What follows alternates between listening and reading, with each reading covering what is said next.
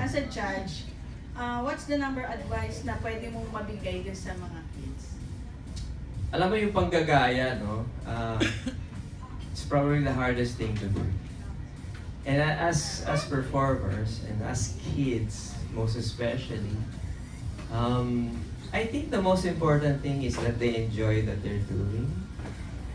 Kahit ano pa man yan, it's an entertainment piece, di ba? So, as long as they are entertaining enough and that i-communicate nila yung gusto nila i-communicate while performing, while copying, yung impact ba?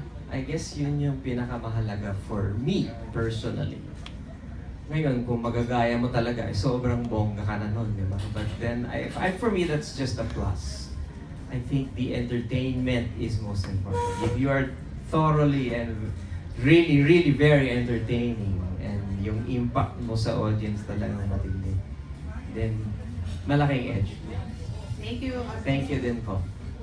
Thank you, Bud, of the Philippine Star. Ang susunod ng tatanong ay, kilala ka, Kuya Ogie? Sino yan? Si Tita Astor ba yan? Exactly! For 10 years. Sabi ko na nga. Inay? Mas alam pa ni Tita Astor yung history ko.